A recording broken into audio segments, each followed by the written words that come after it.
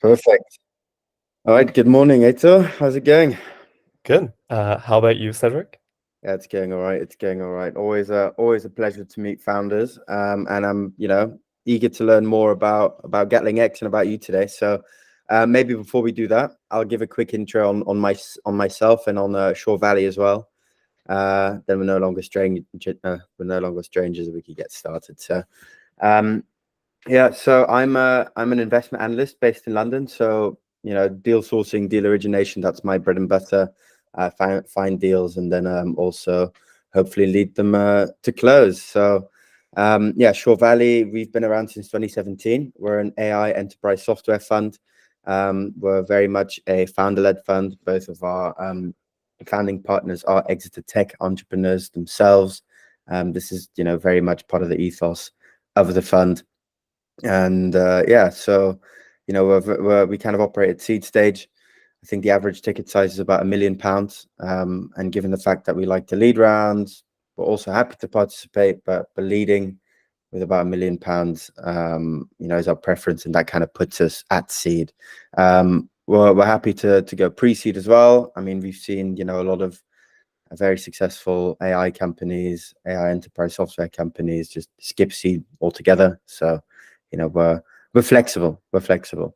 So if you have any more questions, please feel free to ask. But I think What's your AUM and like rough LP base? so that our AUM is about £150 million. Our first fund was 30 million euros. That was an Irish-based fund. That's been fully deployed. We did very well with that fund.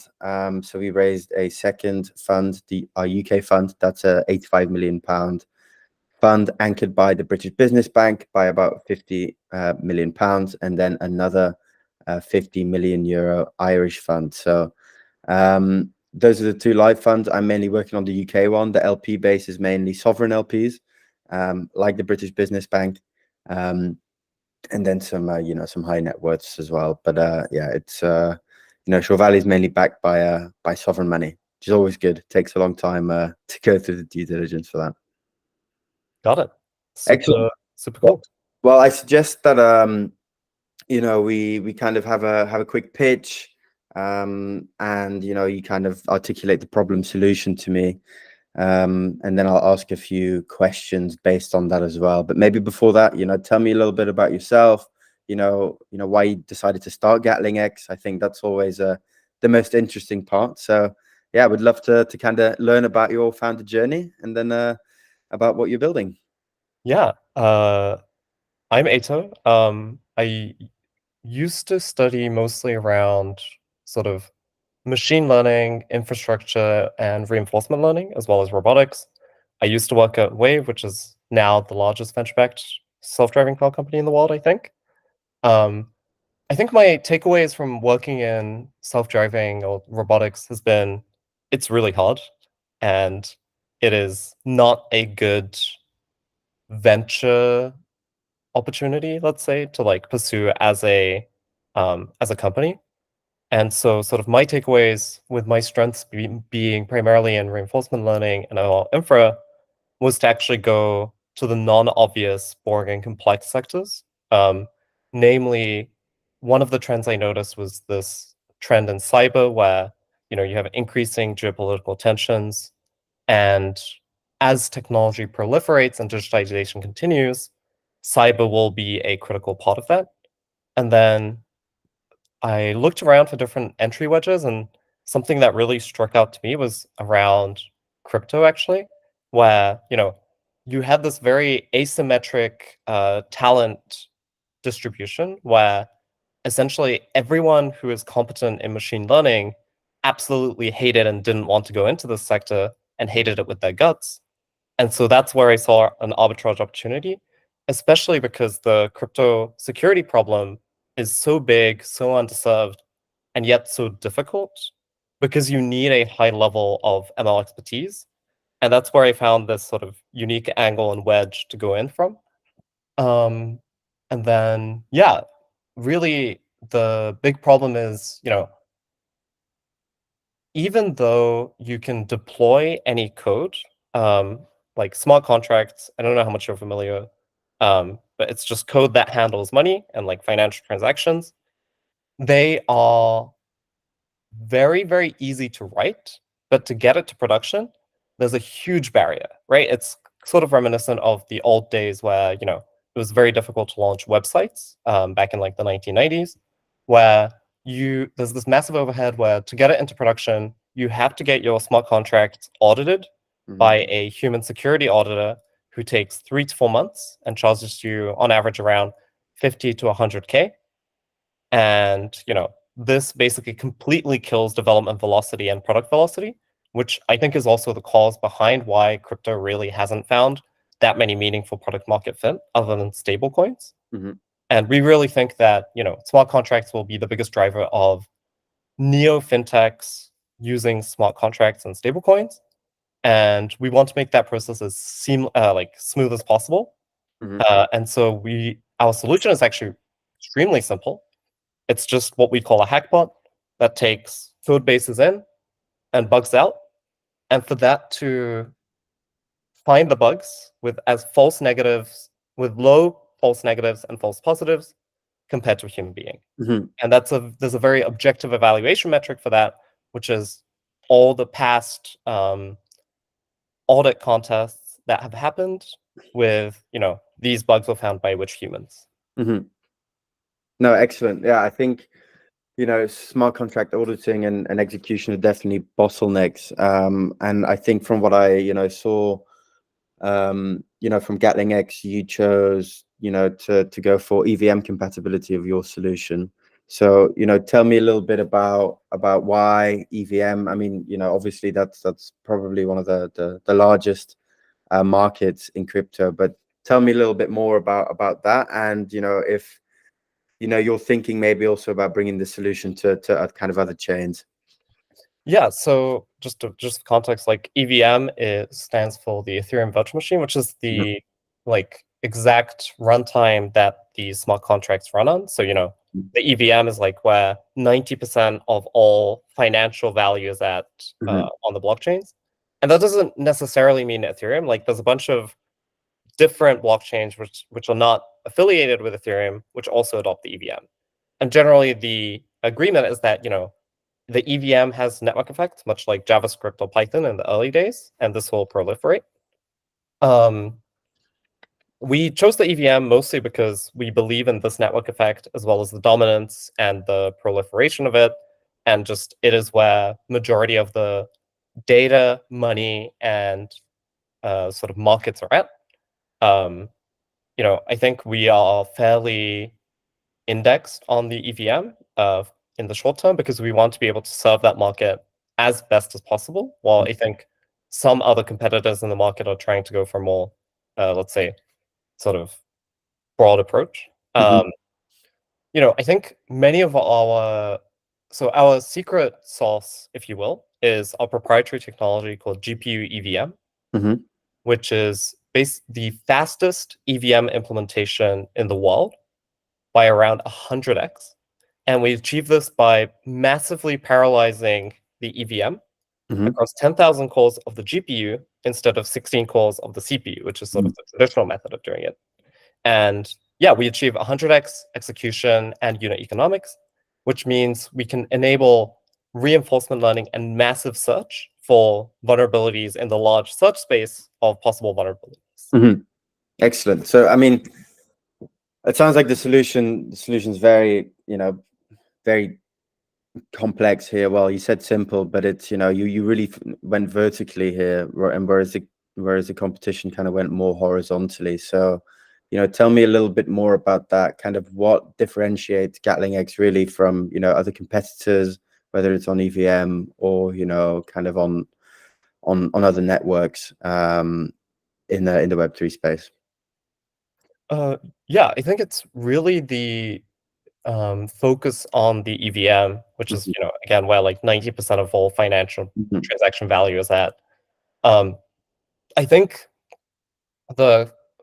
my sense is that there is a innovator's dilemma, or sort of anti-incentives, where many of the competitors, in some sense, are human auditing firms, and they have a direct incentive not to disrupt themselves because it's such a lucrative business model for them that it doesn't really make sense for them to invest in solutions. And then like what competitors that do exist, they really go for the easy, low-hanging fruit stuff, which is like post audit monitoring, Hmm. which is basically just like monitoring and looking for, basic pattern recognition on like what could be wrong or what could be like malicious.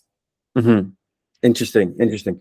And I mean, it might, yeah, I mean, I think you're right. Definitely there's incentives tied into this that would, you know, or at least motivate the auditors to not participate in something like this or to block something like this. But in terms of, liability when it comes to kind of smart contract failure, for example, is that something that Gatling X takes on board as well, that you take on board, or how does that work exactly?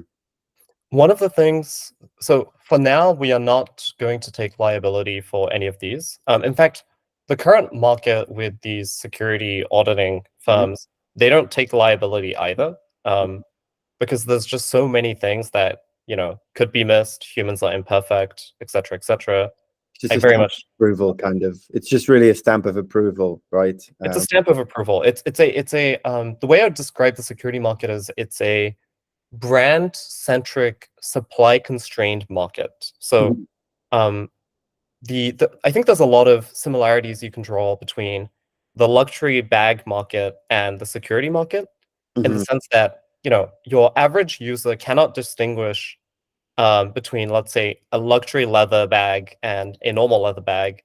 In the same way, a regular user can't tell the difference between the 95th percentile auditor and the 98th percentile auditor.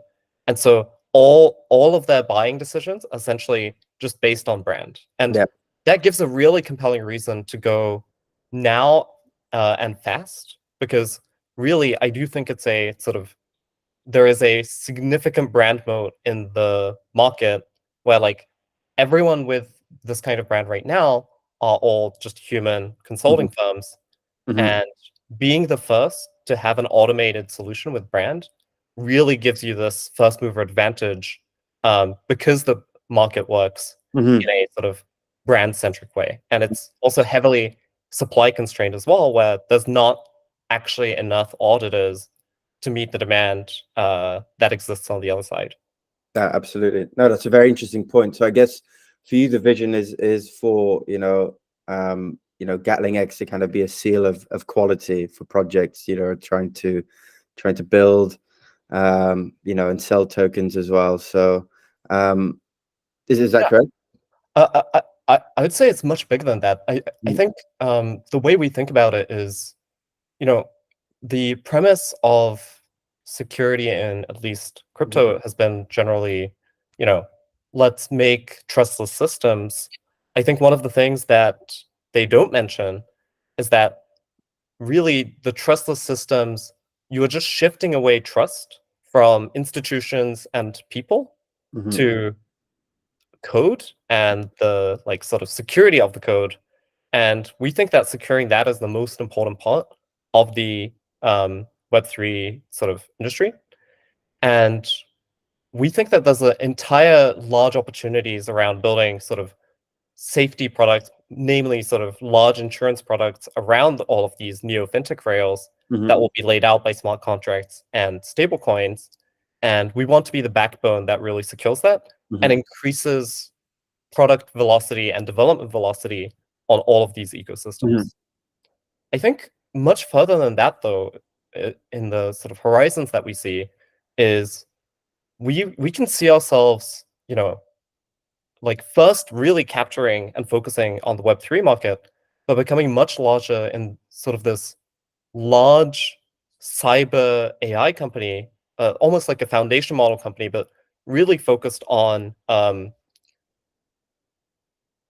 fundamental like cyber AI research and breakthroughs, Mhm. because we think that really the trend of the next 10 years is going to be in the cyber world Mhm. where nation states fight with, you know, hackbot AI versus hackbot AI, and it's sort of this arms race on who has better hackbot capabilities that can exploit the other country. And we think there's a huge opportunity there, even if it's sort of unclear right now what the exact form factor is. But precisely. Many of the yeah, sorry, go for it.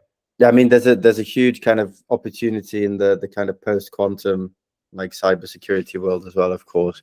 With increasingly complex methods of breaking systems effectively. So I definitely agree with your thesis, and I think this is a very interesting approach, an initial kind of market to go into. So I guess my question based on that, would be on what you've said is, how are you going to, distribute this product, right, to the target market initially?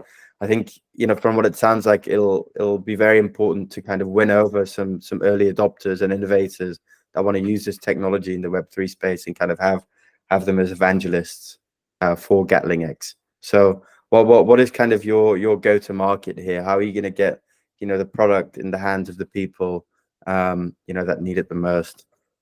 Yeah, our go-to-market strategy is actually extremely simple. There are these websites, which are called public audit sites, where sort of you have a marketplace where you sort of connect a bunch of independent security researchers and a project code base, and they look at the code, and then like the individual researchers get ranked by how well they did, and get rewarded for paid out for the particular job they did based on the number of findings. Our go-to-market just consists of climbing up the ladder. As I mentioned, this industry is really built on proof. Like there is a concrete, objective measure and proof of how well you did. And the leaderboards really tell you how well you did on that particular thing. And our go-to-market is really just climbing up the ladder. And for our hackbot to overpower the humans, we believe that we think that by mid 25 will be better than 70 to 90% of all human auditors in a provable way, right? It is not just a sort of claim. The proof is in the pudding. And that's really the biggest buying decision behind anyone. Yeah. So I guess really for you, the product, the solution, the hackbot, that's key to your growth at the moment, and really focusing on that and using that as a kind of distribution mechanism in itself. The brand really sells itself, because if you think about how a human being will gain if you think about how a human security researcher will get business, the number one fastest way to do it is just to climb the leaderboard. Yeah. And then they don't have to reach out to people. People will reach out to them, because they are another pair of eyes that can look at that project and try and find vulnerabilities. Excellent. And just moving on from that. So what does your business model look like? So, in terms of pricing, how did you think about it? How did you really arrive at the model you're currently using? Our initial pricing model is just a usage-based annual contract SaaS. The longer term, I think there's a bunch of products we can build on top of it. Namely, I think there's a lot of insurance products that we can build. One of the things that's really holding back on-chain, let's say crypto, adoption right now is the insurance underwriters essentially not being able to underwrite risk properly for smart contract risk due to bugs and errors in the code. And we think that there's an entire suite of products that you can build on top of that. And then I think there are also sort of larger enterprise clients, namely sort of JP Morgan or Fidelity or the likes, who are adopting their own version of EVM blockchains internally in their systems. Yeah, exactly. So you could even, really work with insurers to say, this project, this, this thing, we'd really like it to have the Gatling X kind of, review done, the hackbot, trying to crack it, and that'll, decrease your premium or something like that. Is that kind of something you're thinking about? Yes. Okay, excellent. Yeah, no, these all really rely on the technical capabilities. The technical capabilities really just make or break everything. Yeah, precisely. No, that makes sense. And are you thinking of launching your own token as well? Do you have any utility for that, or not at all? I think we are open to the idea. We think of sort of these token mechanisms as the most expensive but effective CAC that you can pay.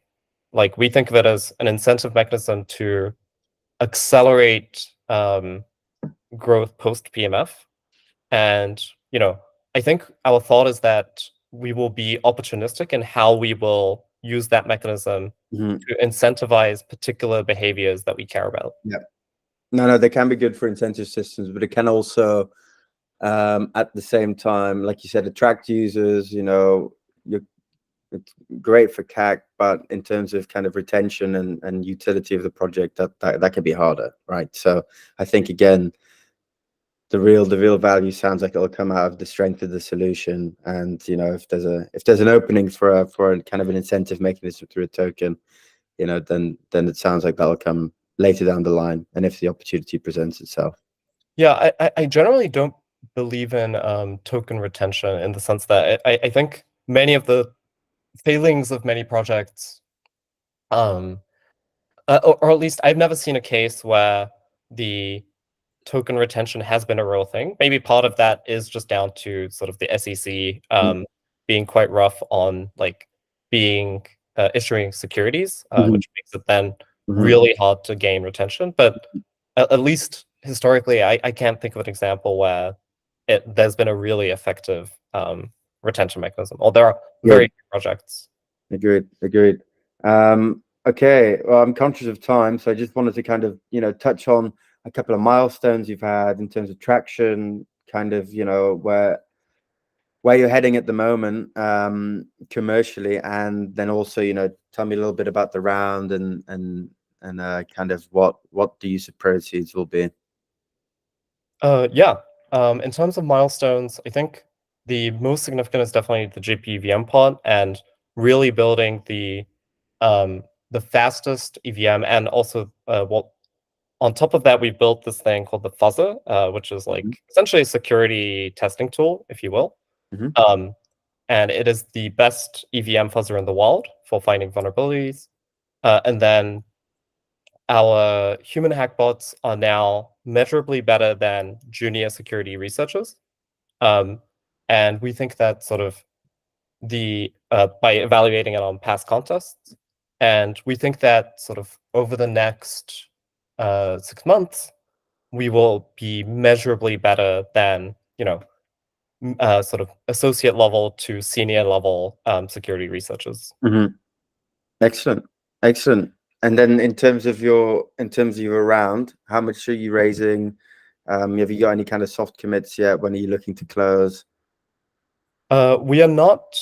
We have very loose thoughts on this fundraise, in the sense that I think if we are given an offer that we cannot refuse, then we'll probably take it. But otherwise, we are in no particular rush to raise. Mhm.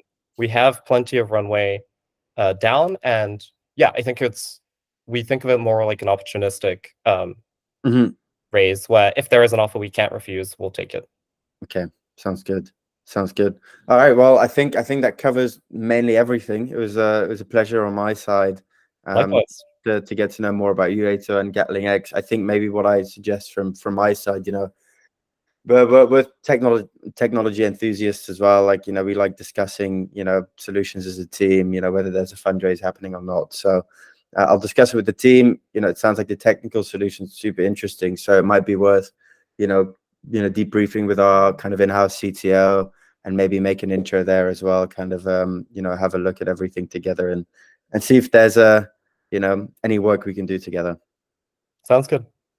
Perfect. All right. Thank you. Pleasure. And talk to Thank you you. soon. All right.